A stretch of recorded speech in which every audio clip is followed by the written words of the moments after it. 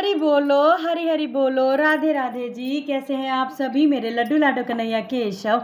मेरे बिहारी जी की असीम कृपा से आप सब बहुत अच्छे होंगे जी।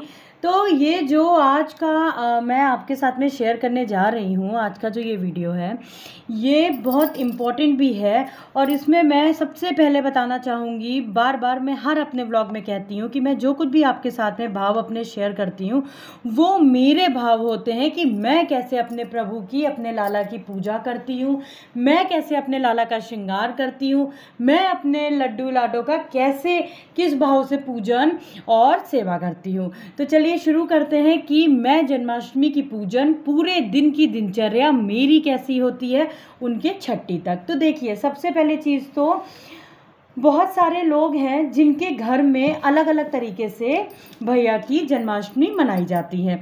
उनमें से बहुत सारे लोग हैं जो कि खीरे में प्रभु को रख के उन्हें दोपहर के बाद में, शाम से खीरे के अंदर रख देते हैं और रात्रि में उनको खीरे से हटा करके उनका जो नाल वाला खीरा होता है उसमें रख करके उसकी पूरी विधि विधान से उनका पंडित जी को बुला करके उनका पूरा जन्म कराते हैं और पूरा उनका 6 दिन तक का उनको फलाहार के ऊपर रखते हैं। तो देखिए, मैं आपको अपने भाव बताऊं, मैं इस तरीके से नहीं पूजन करती हूँ।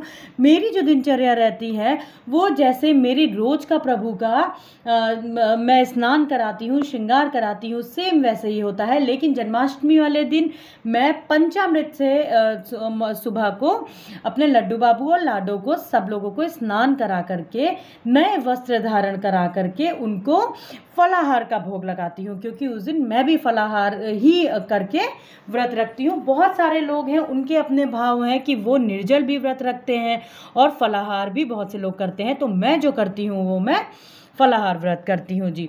और फिर उसके बाद आ जाते हैं कि दिन भर हम किस तरीके से। तो देखिए, मॉर्निंग में सबसे पहले आप सुबह बहुत जल्दी उठ जाइए, लाला का जन्मदिन है उस दिन, उनको पंचामृत से स्नान कराइए। कोशिश करिए पंचामृत से स्नान कराने की, नहीं तो आपके अपने भाव हैं, किसी भी अभाव में आप उनको यमुना जल, गंगा जल से भी स्नान करा सकते हैं। प्रभु दीनानाथ हैं, वो बहुत दयालु हैं, वो हर तरीके की पूजा स्वीकार करते हैं, जो भी पूजन उनकी भाव से की गई हो। तो सबसे पहले आपने उनको स्नान करा दिया, उसके बाद उनको नए वस्त्र धारण करा दिया। नए वस्त्र धारण कराने के बाद में आप उनको जिस तरीके से दूध का और मिश्री का भोग लगाते हैं आप लगाइए, मेवे का, मीठे का, जो भी आप भोग लगाना चाहें, फलाहार आप उनको दिन भर वो लगा सकते हैं। प्रभु का कोई व्रत नहीं होता है, व्रत हमारा होता है।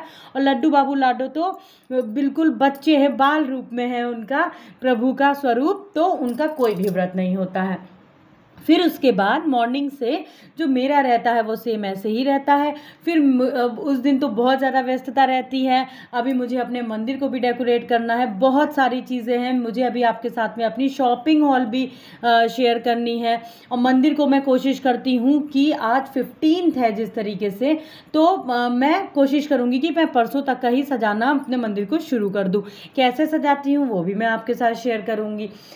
तो दोपहर को जो कोशिश करिए कि जो मीठे का आइटम हो गया, जैसे मैं जो बनाती हूँ, मावा पाक बनाती हूँ, रामदाने के लड्डू बनाती हूँ, मिठाइयों में मैं कोशिश करती हूँ, उनको मैं कोशिश करती हूँ कि मैं एक दिन पहले ही बना के रख लूँ।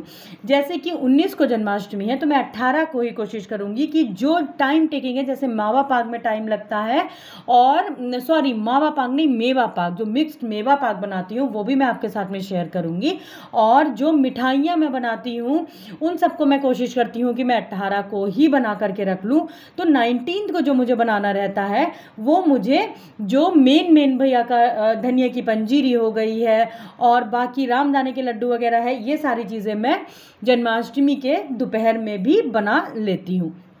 और उसके बाद जो उनका 56 भोग का मैं लगाती हूँ, उसकी तैयारी मैं कर लेती हूँ। फिर शाम आ जाती है, शाम को मैं क्या करती हूँ, जैसे उनको भोग लगता है सब कुछ वैसे ही करती हूँ। बस 7-8 बजे के करीब, 8 साढ़े 8 बजे के करीब मैं अपने लड्डू बाबू केशव, कन्हैया और कान्हा को मैं बस थोड़ा सा उनको एक स्थान पे फूलों से ढक देती हूँ, फूलों से अच्छे से ढक दूंगी। और जब 12 बजता है, हमेशा लाला का जन्म करवाइए, तो जब 12 बजेगा अंधेरे दीपकों में फिर मैं उनको फूलों से हटा करके उनका पंचामृत स्नान करा करके, और मैं भारी वस्त्र बिल्कुल भी नहीं पहनाती हूँ। मैं हमेशा उनको लाइट वस्त्र ही पहनाती हूँ। वस्त्र बिल्कुल भी लाइट ना हो, लेकिन हाँ ऐसे वस्त्र हो, नए हो, लेकिन कोशिश करिए कि नए वस्त्र पहनाइएगा और नए वस्त्रों को उनको धारण कराइए।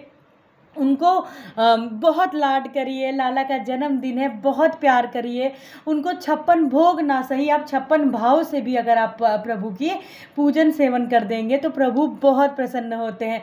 उस दिन तो हमारा पर्व, खुशी का पर्व है, हमारे लाला का जन्मदिन है। जितनी खुशियाँ हो सके इनके ऊपर लुटाइए, और उसके बाद भैया को थोड़ी देर झूले में झुलाइए, उनके पास ही रहिए। कोशिश करिए कि उस दिन मंदिर में उनको अकेला ना छोड़िए, उनके पास में ही रहिए। और उसके बाद झूले में झुलाने के बाद उनको थोड़ी देर बाद हमें शयन करा देना होता है, और फिर हम भी उसके बाद आराम से, मतलब अपने जो भी हमारे कार्य हैं उनको निपटाने के बाद में भैया के पास ही रहना होता है। तो ये तो बात हो गई जन्माष्टमी की। अब मैं बात करती हूँ नंद उत्सव की। देखिए नंद उत्सव में तो नंद जी खुशियाँ बांटते हैं, और आपको भी इसी तरीके से करना है। आपकी फैमिली बड़ी है तो आप उनको, सब लोगों को बुलाइए, घर में कीर्तन करिए बहुत अच्छे से भैया का।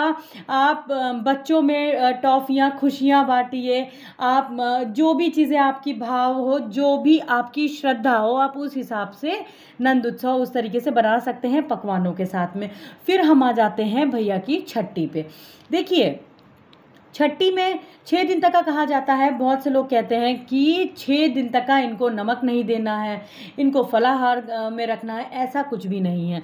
मैं पहले दिन, जैसे जन्माष्टमी वाले दिन जो होता है, मैं उनको फलाहार का भोग लगाती हूँ, जैसा मैंने बताया। नंद उत्सव से उनको मैं पूरा प्रॉपर भोग लगाती हूँ भैया को।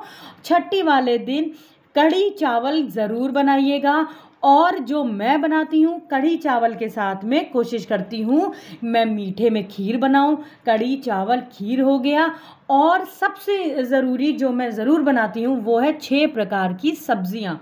जैसे कि आपके पास जो भी सीजनल सब्जियाँ होती हैं, 6 प्रकार की सब्जियाँ आपको भोग में लगानी है। जैसे आलू हो गया, शिमला मिर्च हो गया, मटर हो गया, पनीर हो गया, बीन्स हो गई, फलियाँ हो गई। इन सारे को मिला करके आपने बिल्कुल अच्छे से शुद्धता का हर पकवान में, हर भोग में ख्याल रखिएगा। सात्विक भोजन बनेगा, बिल्कुल शुद्धता से बनेगा।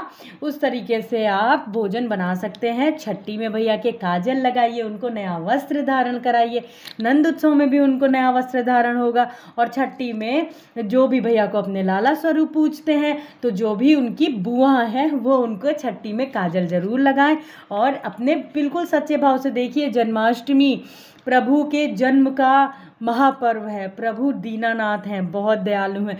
यदि आपके पास अभाव है तो आप भाव से प्रभु की पूजा करिए। प्रभु हर पूजा को स्वीकार करते हैं। प्रभु दीनानाथ हैं, नारायण हैं। यही समझ लीजिए आप। इनके सामने कुछ भी नहीं है। आप माखन मिश्री का भी भोग लगा देंगे, लेकिन सच्चे भाव से लगा देंगे तो प्रभु को वो स्वीकार है। और यदि आप उनको 56 भोग भी लगाएंगे और किसी बिना भाव के लगाएंगे तो प्रभु स्वीकार तो वो सब कुछ कर लेते हैं, लेकिन अभाव में भी भाव से लगाया हुआ भोग ही प्रभु को सबसे प्रिय होता है। तो ये मेरी दिनचर्या थी। आपके कुछ और सवाल हो तो बिल्कुल पूछिएगा। बाकी शॉपिंग हॉल है, बहुत कुछ है जो कि मैं आपके साथ में जल्दी शेयर करती हूँ। और अष्ट सखिया माता का आपको श्रृंगार कैसा लगा बताइएगा ज़रूर कमेंट सेक्शन में। फिर मिलते हैं दूसरे वीडियो के साथ। हरि बोलो, हरि हरि बोलो, राधे राधे जी, हरि बोल।